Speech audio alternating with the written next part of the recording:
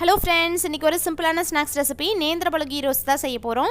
Weight gain பண்ணனும்னு நினைக்கிறவங்க குழந்தைங்க பெரியவங்க எல்லாரும் ரெகுலரா எடுத்துக்கிட்டோம்னா நல்ல வெயிட் கெயின் ஆகும். இப்போ வாங்க இந்த டேஸ்டியான நேந்திர பழம் கீ ரோஸ்ட் எப்படி செய்யறதுன்னு பார்க்கலாம். கீர்த்தி சௌமிஸ் கிச்சனை ஃபர்ஸ்ட் டைம் பார்க்குறீங்கன்னா ரெட் கலர் சப்ஸ்கிரைப் பட்டனை கிளிக் பண்ணிட்டு பக்கத்துல இருக்க பெல் ஐகான்ல ஆல் கொடுத்துக்கோங்க. என்னோட வீடியோஸ்லாம் பிடிச்சிருந்துச்சுனா லைக் பண்ணுங்க, கமெண்ட் பண்ணுங்க, ஃப்ரெண்ட்ஸ் அண்ட் ஃபேமிலிக்கு ஷேர் பண்ணுங்க. இப்போ வாங்க வீடியோக்குள்ள போலாம். இது செய்யறதுக்கு நான் ஒரு நேந்திர பழம் எடுத்துர்க்கேன். இதோட ரெண்டு சைடு நுனியும் கட் பண்ணிட்டு தோல் எடுத்துக்கலாம். நான் இன்றைக்கி ஒரு பழம் தான் எடுத்திருக்கேன். உங்களுக்கு எவ்வளோ ஸ்நாக்ஸ் தேவையோ அந்த அளவுக்கு எக்ஸ்ட்ரா எடுத்துக்கோங்க. தோல் உரிச்சிட்டு இப்போ இதை குட்டியாக கட் பண்ணிக்கலாம். கொஞ்சம் பெரிய பெரிய பீஸாக திக்கான பீஸாக போட்டுக்கோங்க. அப்போ தான் நம்மளுக்கு ரோஸ்ட் பண்ணுறதுக்கு ஈஸியாக இருக்கும். ரொம்ப சின்ன பீஸாக போட்டோம் அப்படின்னா சீக்கிரமாக வெந்து ஒரு மாதிரி கொல கொலன்னு போயிடும். இந்த சைஸில் நான் கட் பண்ணிக்கிறேன். நீங்கள் இதை விட நல்லா பழுத்த பழமாக இருந்துச்சுன்னா அது கூட எடுத்துக்கோங்க. அது நல்லா ஸ்வீட்டாக இருக்கும். இந்த மாதிரி இருந்துச்சுன்னா இது கொஞ்சம் டேங்கி டேஸ்ட்டில் இருக்கும். உங்களுக்கு எந்த மாதிரி பிடிக்குதோ அந்த மாதிரி கொஞ்சம் பழமாக கூட எடுத்துக்கோங்க. இப்போது ஸ்டவ் ஆன் பண்ணி வானல் வச்சுருக்கேன். இதில் 2 டீஸ்பூன் நெய் விட்டுக்கலாம். உங்களுக்கு நெய் நிறைய சேர்த்து சாப்பிட பிடிக்கும் அப்படின்னா அந்தளவுக்கு சேர்த்துக்கோங்க.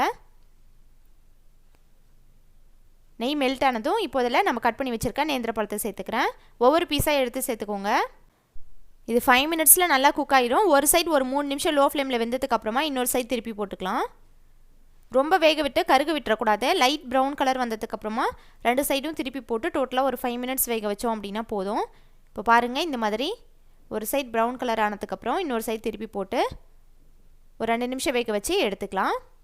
அவ்வளோதான். இந்த மாதிரி லைட் ப்ரௌன் கலர் வந்ததுக்கப்புறம் எடுத்துக்கலாம். நம்ம ஊற்றுற நெய்யெல்லாம் இந்த நேந்திர பழம் அப்படியே அப்சர்வ் பண்ணிடுச்சு.